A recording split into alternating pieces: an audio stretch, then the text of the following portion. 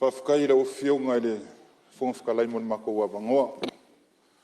Ai le I whaia se launga whakaupou an iei kumalo. Mua ngō whakalofa ma whawheiro aiaku. Le whio rau whionga le whongwhakalai. Whakalofa aku fwoi. Le whio rau whionga sui Palemene. Ari ima kamaikai mingiska o mauka. Whakalofa aku fwoi. A whio ko whionga I sui mingiska. Whakalofa aku fwoi le sui kaikai. O le kua ngai man ngai ku. Whawhero ai aku fwoi. Whaurulunga. O pisingisi ku maoki o kako malo lo vai malima iai le malo. O le whawhero ai lea man whakalofa. Ia e ke ngange fwoi o se uku malo pele ua. Au fia poko ngei vai ngor kai au. Ia. Malo soifua. Malo lang ia ma ngei vai ngor kai au fau.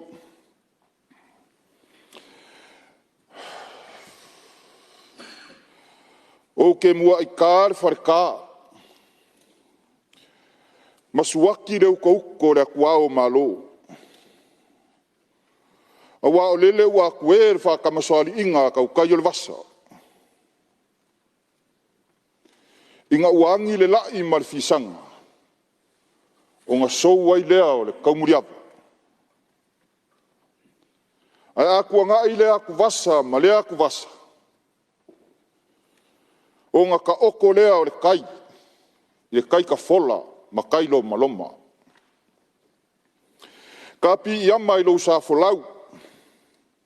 Lawa fionga fonga whakalai. I le kaulanga mōlia I le ngei kai au a wale akua molonga whingangalu. Whai mai o le akua o ngā ape. O le akua o ki kai o sunge. O le akua o ka mā. Le alo ma le anganga paia. Kulaunga le afio o la wafionga I la mamalu o le maloku ko kasi o Samoa ma lau masiofu. La wafionga kuia anga kui ma le rifango wa le koa sua lau vi. Afio la wafionga sui o fongo o sui kofia. Ma lau falkua. La wafionga ma mea lo paki mualia.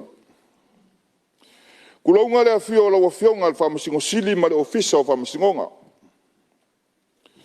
Ke whakalofa aku fwoi la wafionga ka mai kai Palemene. La wafionga I sau whapiko. La wafionga fia me ngā omi ma ka afa. Le sui Palemene ma mingiska ar ka pengeka. Ia lii ma ka mai kai whapea mingiska langolang. A fio la wafionga al fonga whakalai. Ma Palemene ma fonga au whaikula fonga Samoa. Whakalofa aku fwoi. I le sui kai o le kua ngai ma le ngai ku o le moka. E le whangalo inga fwoi. Whaurulunga o makanga luenga. Ma whala pukonga ku maoki. O lima mawai o kako malo. E le whangalo inga fwoi ka pua inga Samoa. I kama maola kou a inga. Le usunga ku mua mapule ku au ma la kaua. A inga I le kai ma le vaa o fonki. Whakalofa ku fwoi le kalapaia o le kalalei. Le awhifio kai o e ka le sia I so se whaka whaikaulanga. I ko kongo le akumu. O loo ngō mangu a wasa mua kai au. E le whangalo inga fwoi whai ngā malo ku kuila mangua. Le fio la wafionga I le riko vanga. Ma le sui ko vanga. Fofonga whakalai o le maoka ma le whai ngā malo. O pa ia lava leo whakulenga ma le malo ku mau. O lalo ifi ma whale sau. O nganga moe ma uku moe. O pa ia ngā o le whaleanga fulu. Kai ngange pa ia o o mangu kele. O pa ia ngā o Samoa a maka mai pou masame. Se ia pa ia fili ma puriku. Kulaunga ia si o uku malo pele o nganga I whamaunga. Awa o pa ia angi ngui ki keli. Mo mamalu angi rau fafola i whionga makangunga mkia. O pa ia a maka mai paia sa maunga marwhangori. Na awhiwhio sa oi wha. Awhiwhio nga whausoli ila inga sa peska. Alala ka i rau te wharewhao sa maunga. Ne pa ia le whio anga maka vai whalekanga loa ma whakuvadu. Suai kanga loa. Whapelo ro ko lua saulo apu. Alala ka i fo i ko whio ku la whali. I le whangalo inga fo. Ngai o ka maa whare anganga. Mo ko whare kua i ko kongo rei ku malo. Whawhikai ka kalo. Whamalo mo ngā ruenga le lei oro while mu wai pēa se o ka kui ku malo. Ai au mai ar whamangu yanga mo rea kari. O wale ngei paia inga. Ia maualo malo si a wasau wha inga se ese. I ko kongo ar ka kui ku malo. I le sa whakausiri mea se manga unga ar kangaloa opo. Masa i aile makenga. Pe kua mangiare wha moe moe. Ai a lale aso. Lea wa kepai ula. Wa kango i ula. Wa fuki a mangu ula ar kaiau. Ka kou whakele la ia. So ka kou sau ia mangu vau.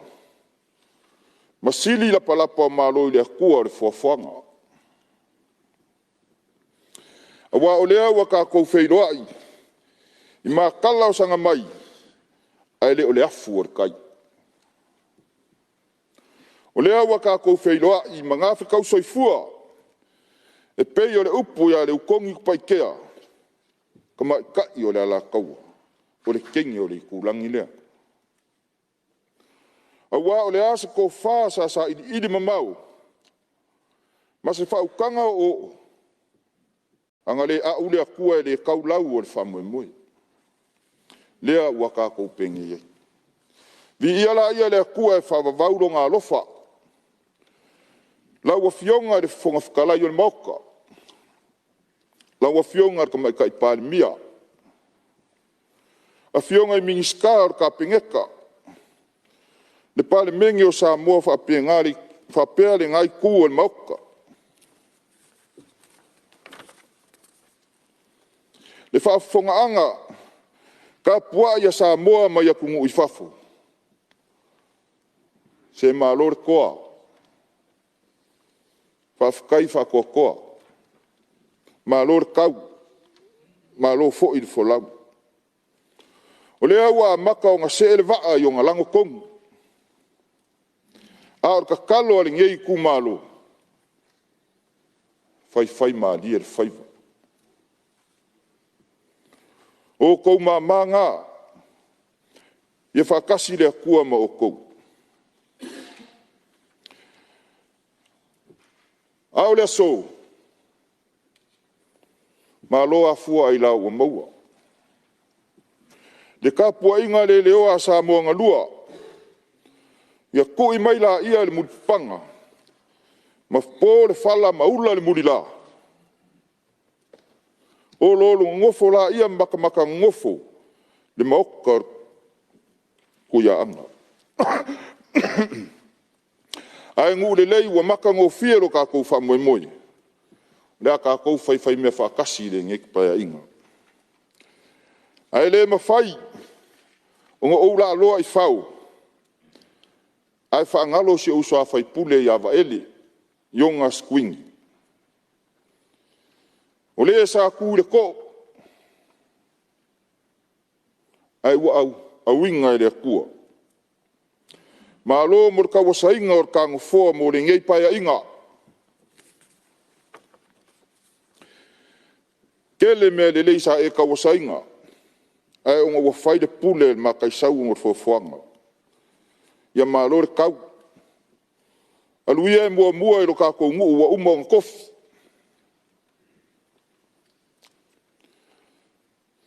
O le a whaalelepa ia au mamau. Te alolongo o te unga kua vau. A wā wongo foia kiu ki a seu mo whale mua mo whale wā ai. O ngā pau ai leo kua au mo fua mad. A whai fo ia pa o papa. Pere kau ka maali i la o kou whawhonga i se upu. O le upu e whai le kuma kui sa mau. A vale malie ma vai ko e lau. A ami le ko or sa vide kiu ke wairo ka vā. Ma loi lau whiongar kai kai o li kuangai. Ma lau vaenga whai. Ma loi ngā rurue. O kele foi lo kou sau. Ile akungu umonga whai. Malonga ka mau a inga. Ia sanga iangela ia aior kai a wanga ruenga whai o le ngi kausanga. Ai au kele ku ua le mea ngei. Whafkai kele isi o i kumalo. Masi o ungu o le whanga ori. Le lua furukasi o e sa palo ka inga. Ma au mailo la kou whakua kuanga ia kia. O se au aunga e whakauwa. Whaafikai kele. I le ngofo a whaafeangainga mau la kou whalkua. O pā kele ma ki a Kongo. O e pikopo ma waloka kai kasi. O ka ngaka uma sa la kou langolango inga. Kele whaiangi.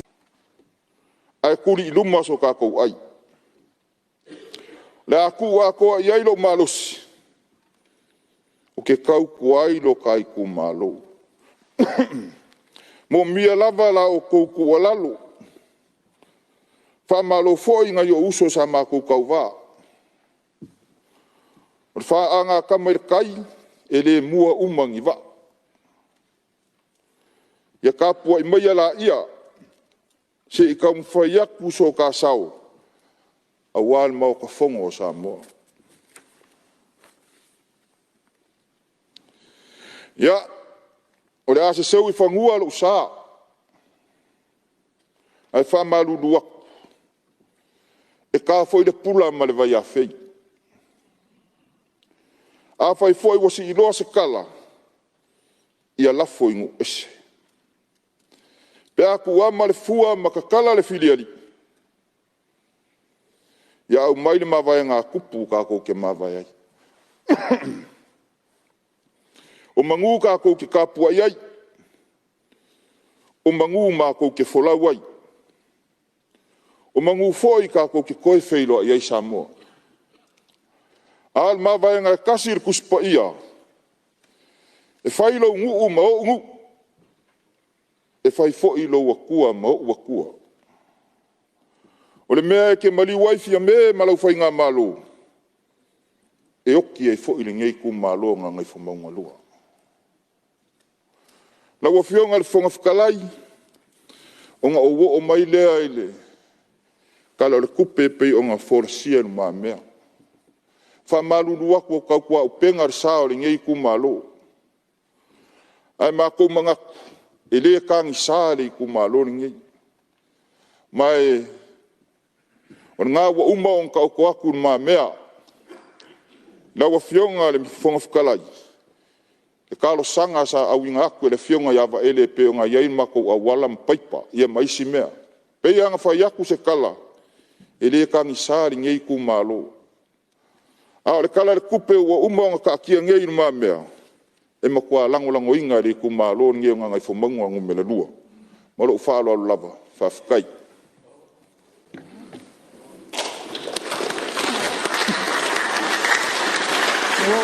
Ia le o mai tau atu rewa o mai sa ia o stasi fo sui te mai tai e mai ale pata i tupa i lalo ia o lo ama no ne ia ma lo fa tai la o fionga al fonga fetalai mo le amanoa ia o te mai fa talo fa tu le pa ia mal malu al Palemene le fio la o fionga le sui Palemia Minsta, sui minsta, ia mai sele malole.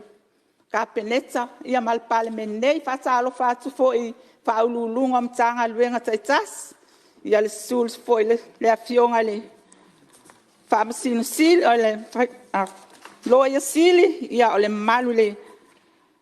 Pai lau tusi ole fono au, ia mal, la to uma mfaio na fanga poto le nei tai au, ia olo tu malo ale pata i tu pa ilalo, ia tapua i maya, ai se tam fai atu lau, so au na, ia e momoli so tato leo e titono le, fono al Palemene le nei tai au, ia e manatua, te paule la anga e, oi o manu, a wa ma ale tua vai vau, e peo upu i whanua sā na malie ai le tau. O te whamu oi nai, a wale atua, na ia whaola, ma tapu ao ina le soifua o Samoa au. Na ia whaola foi upu le, amatanga. O a le ola, o lo ola lava. Le atua le na o lo whawai ai, tato watunu, o Samoa, lo tatofi, e mae i le anganga. O lele wala langa le toi ia o titeli ina tupui vai. E pei o le pitalainga le loto, na manu ai malo le atunu. Wa utu sani le ulafa i se eti, ma lupe na silai mtia tele. O fale tu ungo si motu le vaa le alo tu yatua. Awa ua vavailangi o au. E whainga tā le whanua o le la. Tulou lava. O Samoa ua au. O le nu ua poto. Le paia ia tu mua mapule. Ai ngai le taima le va au fonti. O tama maainga. O ainga fo i malato tama. Tulou le paia o suiva aia o le atua, o lo o utu sema, a waso tatou manuia. E le whanga lo sua ma le vai whanua, sa ole msale au mua, ma le lau niu sa lua. Whaatulou fo i le motsa, le paia i whaatui ma toto ma upu le manua tele. Tulou le fiola wa fionga le amo malo le malo Samoa. Malau masiofo. O na uma natu lea. O lele wa maea o na papae. Sila anga tu loloto. Le fiola wa fionga le tamaitai Palemene. La wa fionga le sui Palemene. Male mamalu le kapeneta. A fio minsta, sui minsta, ma faululungo ma tanga luenga taitasi. O te fia fatu lau fo i la fionga le fat sinsili. Fa pea tafa ma malu le fam sinonga. La wa fionga le fonga fitalai. Malo le sofa. O le ala le fasoanga a fili le mautafono Samoa. Ia soa ali e le anganga o le atua lau tofa. Ma ia lua fili fatasi ma le atua. Sa tali lava ma le file mu. Se fai foi fonga a noa. O le tu la fono le se full pasene. A lele. Lele wa ave manino na iu. E vi ia ai le tua, i lana pule fasoa. Wa lau ai so te whaatau waa. E whai masui o tina mata mai tai. I te tono le Palemene o Samoa. O atua le nu. Ai le o lilo ia Samoa. O ele na tanu ai la au. Ma le loto na sila ai le ava. Ina mua. Ai ngase ali ilo na whanga. Pai ane le mawaenga nai le tūla tala. O na o wafe ane lea ilo tu malo pele. O ale I pata I tu pai lalo. La wa fionga le tu ya tua whanofo. Le paia ia lala malai. Ali o le tu ma le tane o le tu. Pule na taita I lalovi ma le laulala. Ma le mamalu ia sale au mua. Mai maunga tele se ia o ia lo ma whanau. Wailonga fitu o folaunga. Wata o to foi mamalo ma ta whanua ma siu whanua. Wha malo le tofu pule. E ui na whainga tā upo atua. Ai fotu manu e ala I lau palota. Le paia le ala alfanga o staulanga. Mai sa titoa se ia pa ia tia vea. Whawhitai le no manu. Mo lota I tu malo. Vea foi le nei ava noa. O te mamoli atuai le whawhitai. Isi mātou whaletolu. Umtia tele o loto pue mamalai la. Papea foi o a inga. O wo mae masani. Ile moni o loto alofa. E ui a. Peitai. O lea ua whaatau so taai. I upu whai o lo tātou atinu.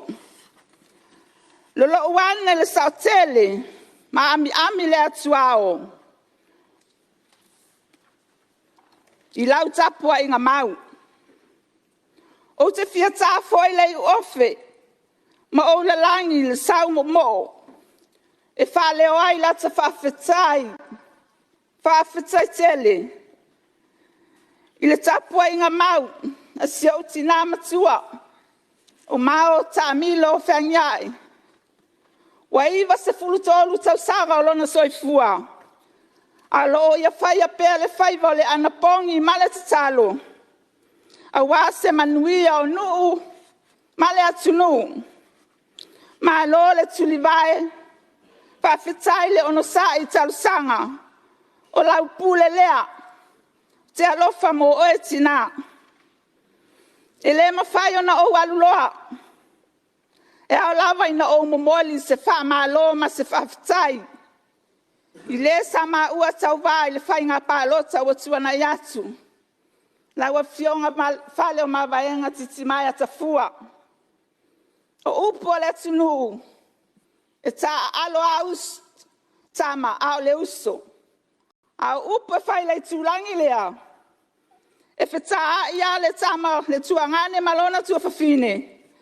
O la ua lava o le ainga tasi. E pei ona iai le whamoe moe. Nia maua I ta ua le whalfani. Ma le ngā lulue whatasi. A wā se manuia lo tai tu malo. Ia laua fionga le whonga whtalai. Ia naoni nai vaenga lava o te fia whapopo inisi o mana ongai. Fia whale leia I te tonu o so tu malo. Ta silava le mtanga luenga o lo fia. So atu ia nei tu la. I laua fionga le ministao ngā luenga. Ia atonu o. Telo nisi mana onga o umana whale o atu ele. Se taso sui o nei tu malo. Ia atu toe fia. Whamanatu o tulava I laua fionga. Ona toe tolua a wala ngā lue te tonu si o matou I tu malo. Ia o suavai toi o nai a inga iutai. Ele yo ele suavai. Ia male. Pe ona sila fia le. A wala si mai tia vea uta. Ia sa tupai po le fala ve lave le stonai. Ona le a wala lea e aluatu. Ia ele tofe se tulo. Ia ae. Oso ele spito le a wala si ma. Ona wale ai se fai lo ilo. Ia le masane e foi tangata futu ata unu ato a. O atu anga tua. Ia le to tua i o tafa. Se esi la sila ne iai. Ia malo mana onga le nei ta sila wa fionga le minsta. O te tali tonu o se minsta lofa. O te tali mana o foi. O no le malai va lele o se tu malo. E uia. Ai na na fata tia tu yo au tafa. Fai mai sula tonga nai lo matutua. E wata moe o ta te iane po sata miti ea. Ia e moni wa e miti. Wa e miti ya toe fausia le malai va leleo. Ti a vea fa mole le matoi tu malo. O na tatou sila mamao. I mala fal na sura pe fo na fia le malai va lelei. Faleolo le tau sanga o tuanai. Ia o le ala lea e. A tonu wa tupuni mala whana tura ma fia mala valele I faleolo ia lo ia mala valele se isi mala valele e tau nu uma eni so soani mai atu nu mamao ia ai o se famani anga foi le tele tu malolo le a famani ia ina o le pe o le pa o lo tofanga fale a lili ia o fanga loa manoa ma io le ala talasa tu ia I pe fonsi la fia le o si tia le tau le pensini io la le ngaftia le sau mai tua in roin e lima se la sala e utu le tava le sau e al faleolo ia ma le to e foi atu ia na si va enga le o te fia tu atu ai o tafa la o fionga atonu e te tali mana o te le mai se a me ne o tinam ta mai tai e te alofa tele ma e fai tu fine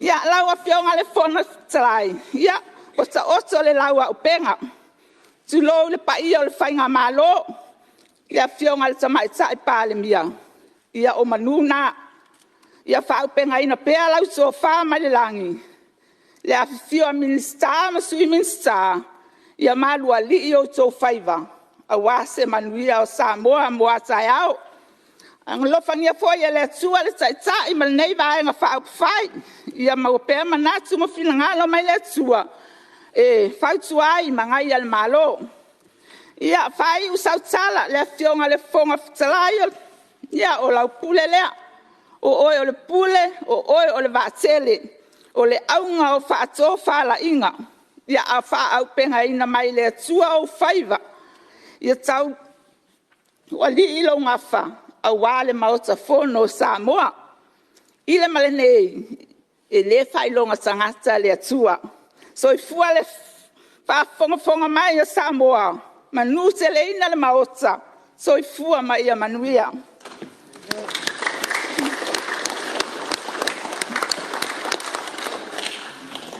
malo faftai saunoa ia leo mai te watu lewa sau ni mai le tasi fu sui te mai tai fionga ya to mata sunga ya to mata ia mai ia no ma numero lua lo fionga suman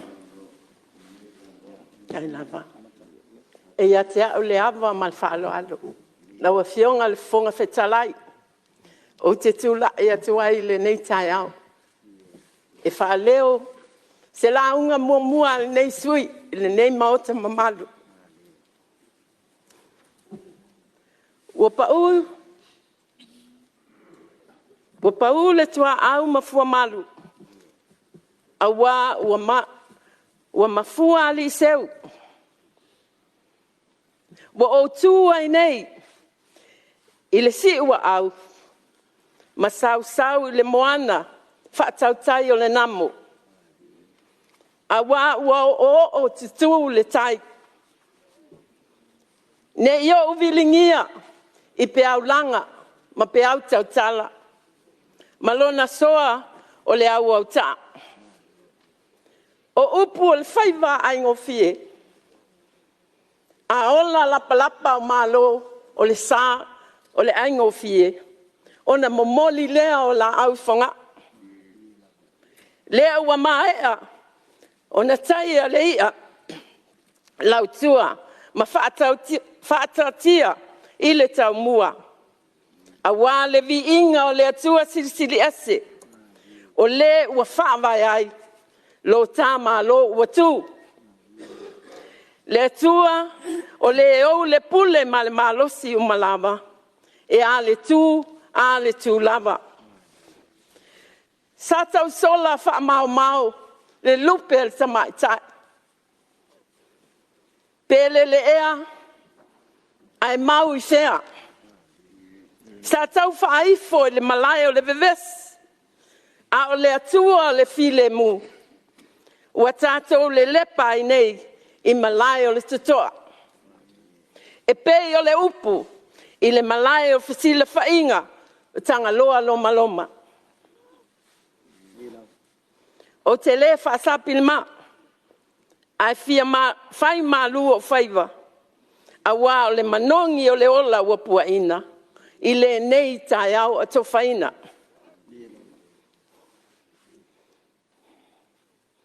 Ua fasa le la o le alofa tu noa. I tia whau nei. Ona o uso ma au me mamai, o le nei ua tātou au a leanga whaatas. I lingo ai nei le tai o alo, ai noa noa le tai o tingi lau. Ua malia toa, ua malo tau, ua so'ol fau. Ua ofia uia, le ala o mata o tia le maunga. O te whaatulou atu, tulou na lava. Tulou le paia le au whainga luenga, whaau a le atua mo upu ma le saka la meta.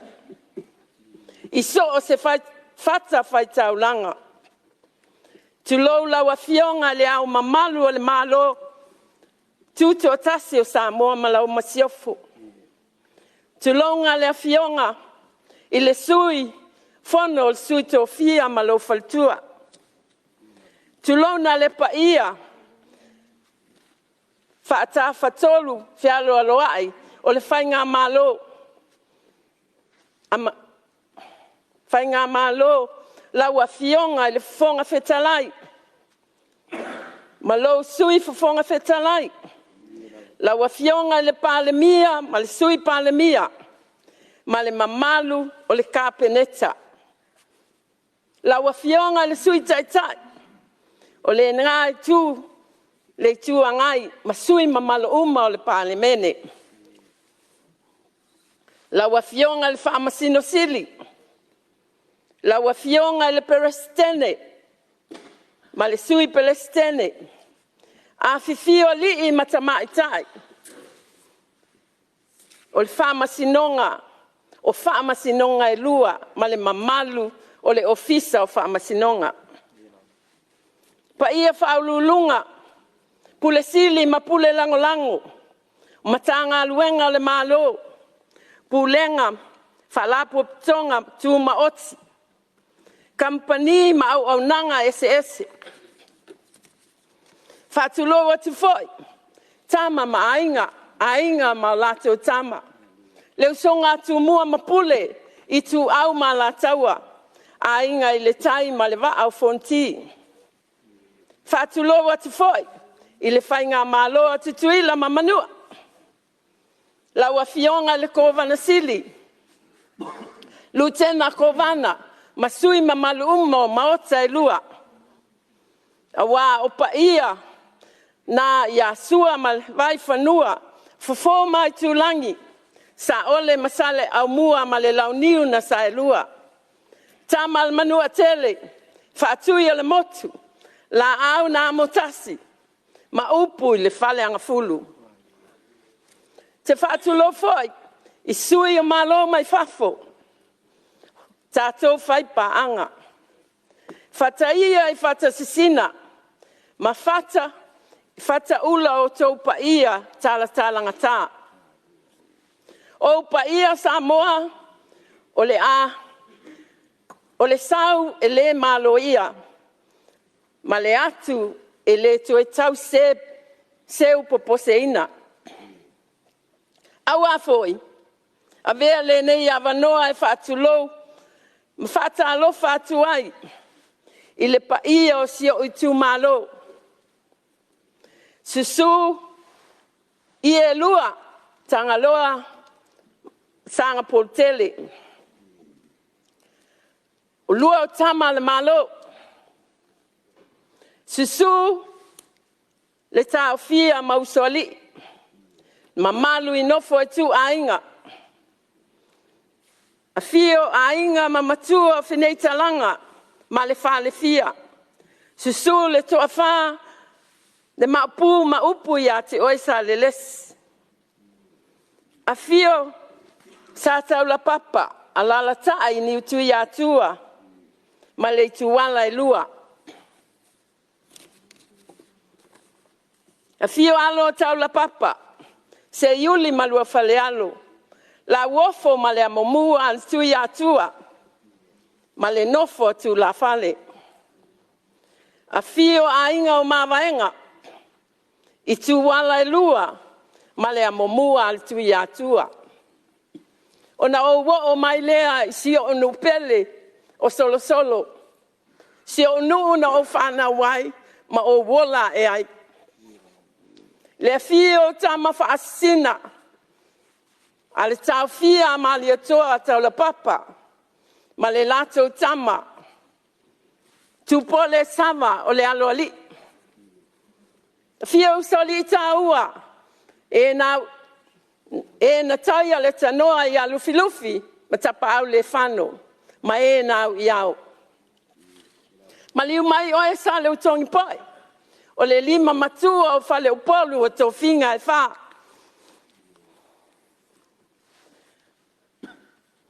O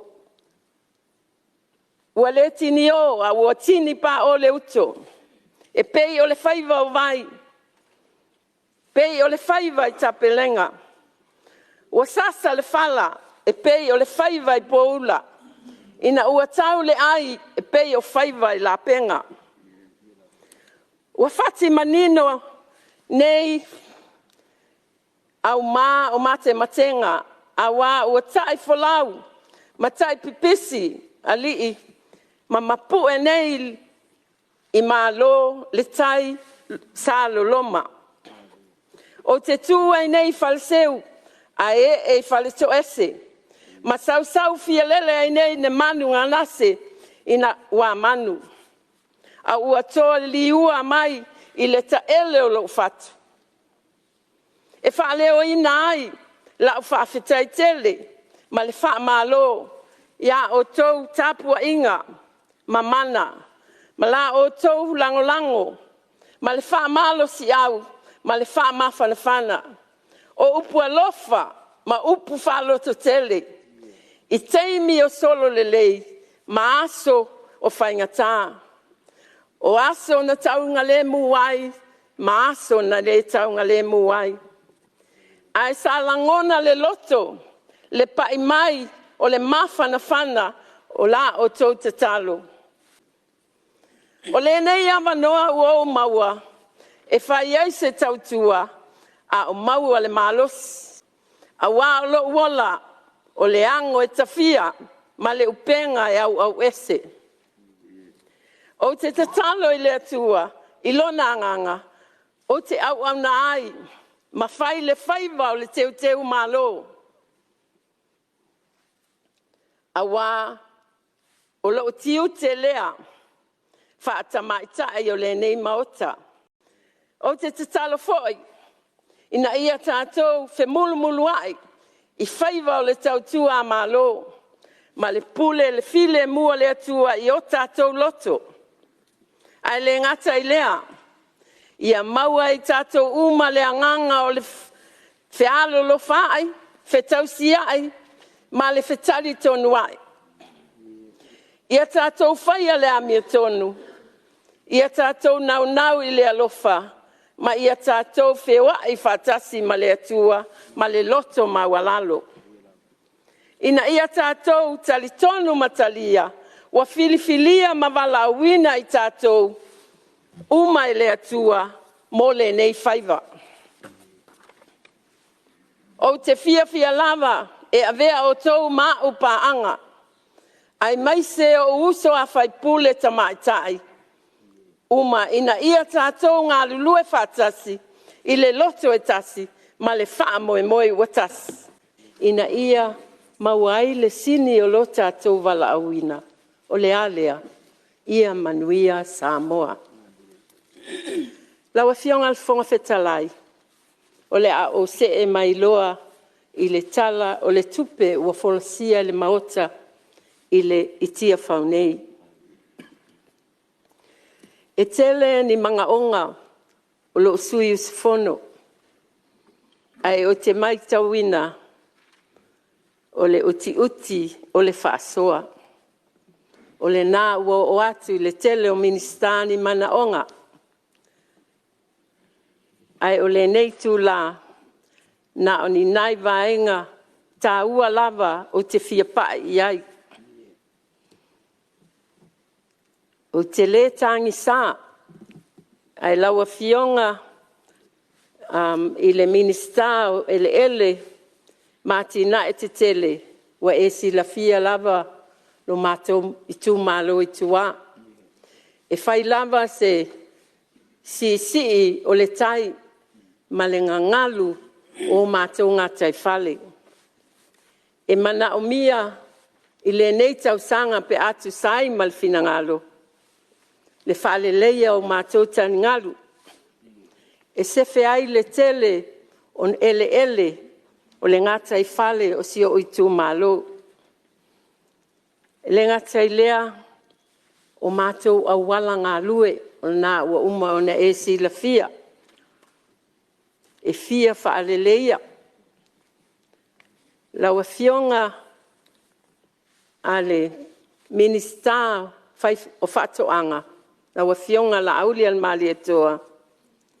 Fia pai atu lava. E a wala lea i le matanga luenga a laua fionga i se fufo whaasaya nisi i ona ponei e a wala le stros. E fufo i nai i a mea i tua o lo se i tu lou ma manu whaalafua ua tau whai foi si ngase o le au whai whaatoanga i le whaatama ia o lato whaatoanga. Laua fionga ale minister tupe Paulo la paiatu le nei tu la e momoli le whaafitai. Aisea. Awa o le ua matawina lo tangata. Le 5 miliona. Le ua iai i te tonu o le tala whaatitau au tu o le tupe. O lea o le a. Mato i loa ma ua. Whapena ona maua se langona. I le to iai ni upu manitala. Lango ina loa e lo nei sui. Au sfono. O le tasi foi. O le 20% sa whaamama ai ia o tātou ele tise mawai. Ma le tele o nisi au nanga laiti. Au le ele tise lava ma le vai i le taimi o le mawhatianga o le koviti uti le whaasoa. Sa langona le anganga whaafetai. O mātou tangata mai tua aisea. Ese le te leo le nei whaamama avenga. Whaamalo whaafetai i le whainga malo. Naua fionga al tamaitai minister i le seluatu. O le ua mai tawina le tuu i titia. O tongina o aita alaf. Whaamalo whaafetai. E le ai nisi mana onga lo tangata. O le ato sila mai ama le vasenga o minister o te tui o tō whai te toa pe a mana o mia. Au le nei tala au tua le tupe e lango ina e lo nei sui. Ia, e o le a tau wha uma lau. Whamatalanga la wafionga le fonga whetalai. Ia whamanuia le atua le au whainga luenga pa ia. Ia mana pea la o tō te talo. Ina ia manuia sui uma o le nei maota. Ia vea pea o tō maupenga o tu sami. E vai mamai nai o langa o Samoa i le tino, ma whau ma le anganga. Whamanuia le atua i laua fionga le au mamalu al malo. Ma lau masiofo. Lau a fionga le sui o le fono, sui tofia ma le faltua. Whamanuia le atua, lau a fionga le fonga whetalai, ma le sui fonga whetalai. Lau a fionga le palemia, ma le sui palemia. Lau a fionga le taitai o le tu, le sui taitai o le tu angai. Ma sui ma malu uma o le maota. Ulu a matanga luenga, I tūtino uma, tautuaina lo tātou malo. O paia, o Samoa I lona tūlanga whaalupea. Maona tangata anu uma, ai mai se sui o malo mai whafo, ia whamanuia le atua. I loo I tū malo, o ano a maanu me la lua, I lau tapua inga, tainane a inga, Wo ma au me mamai. I Samoa nei matunu i fafo.